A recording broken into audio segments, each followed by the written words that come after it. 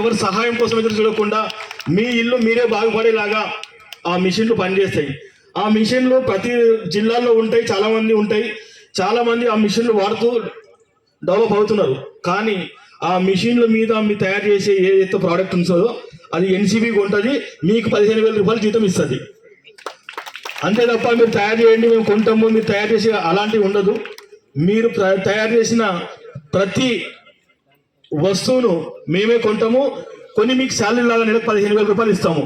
ఇంట్లో పిల్లలు స్కూల్కి వెళ్ళినాక కాలేజీకి వెళ్ళిన తర్వాత మీరు మీ ఇంటి దగ్గరలో ఉన్న ఏదన్నా ఒక ఇల్లును రెంట్కి తీసుకొని అందులో ఒక మిషన్ పెట్టి ఆ మిషన్లో మీరు కారం పొడులు కానీ, పసుపు పొడులు కానీ, లేదంటే పేపర్ ప్లేట్స్ కానీ చిన్న చిన్నవి ఇవి అందరు తయారు చేస్తారు, అందరు అమ్ముతారు. కానీ మీరు ఎక్కడ అమ్మవలసిన అవసరం లేదు, ఎక్కడ తయారు చేసి వాళ్ళ ఇళ్ళకి మార్కెటింగ్ చేయాల్సిన అవసరం లేదు. మీ దగ్గర మేమే కొంటాం, మీకు మేమే ఇస్తాం సరుకులు, ముడి సరుకులు. కాబట్టి మిమ్మల్ని అభివృద్ధి చేస్తే మీ చిన్న ట్రైబల్ ఏరియాలో మీరు అభివృద్ధి చెందుతూ మీ పిల్లల అభివృద్ధికి మీరు తోడ్పడతారు.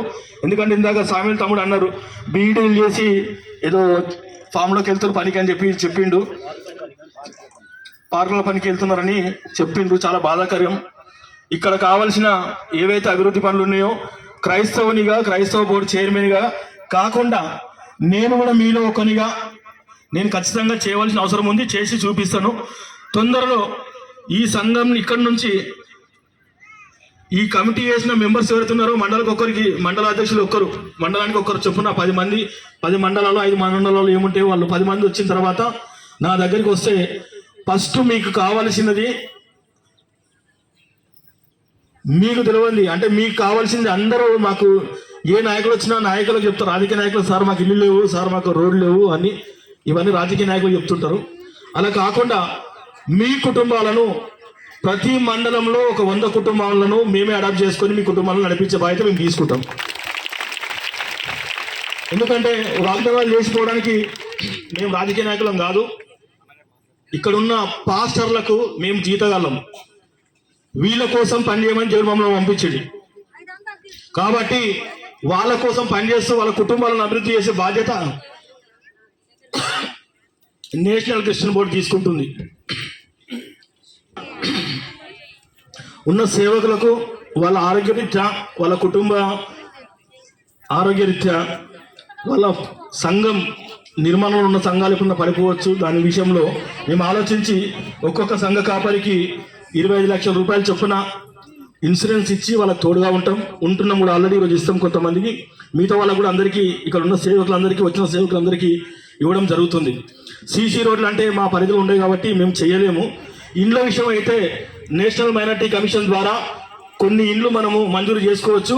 అవి 1000 లక్షలు ఉన్నాయి. నా ద్వారా అయితే నా పరిధి అయితే 100 ఇండ్లు మేము శాంక్షన్ చేయించుకొని నేషనల్ కమిషన్ ద్వారా మీ జిల్లాకి ఇస్తానని నేను మాటిస్తున్నాను. సంఘాల అభివృద్ధికి ఏదైనా సంఘము పడిపోయినా, ఏదైనా సంఘము కడుతున్నా ఆ సంఘాలకు ఎప్పుడు నేషనల్ క్రిస్టియన్ బోర్డు సమృద్ధిగా తోడై ఉంటుంది. నేషనల్ క్రిస్టియన్ బోర్డు ద్వారా సేవకుల పిల్లల చదువులు కానీ, సేవకుల పిల్లల మ్యారేజెస్ కానీ ఆ బాధ్యత మొత్తం నేషనల్ క్రిస్టియన్ బోర్డుని తీసుకొని ఆ సేవకుల కుటుంబాలకు ఆదరణగా ఉంటుందని నేను మనవి చేస్తున్నాను. ఇక్కడ వచ్చిన అక్క చెల్లెలు ఏ రోజున వచ్చారో, ఏ మీటింగ్ అని వచ్చారో తెలియదు, కానీ ఇక్కడ ఈ మీటింగ్ నడిపిస్తున్నది దేవుళ్ళో ఉండి దేవుని ద్వారా మాట్లాడుతున్న దైవ సేవకులు. వాళ్ళు మాటిచ్చారంటే దేవుడు మాటిచ్చినట్టే నేను భావిస్తున్నాను. ఇక్కడున్న సేవకులు ఎవరైనా సరే ఎవరికైనా మాట ఇచ్చేటప్పుడు జాగ్రత్తగా మనం సేవకులము, మనం చెప్పేది ఖచ్చితంగా అవునంటే అవును, కాదంటే కాదు అనే విధంగా ఉంటట్టయితేనే మనం మాట ఇవ్వాలి. లేదంటే ఇక్కడ కొంతమంది అక్క చెల్లెళ్ళు దేవుని నమ్మని వారు కూడా ఉన్నారు.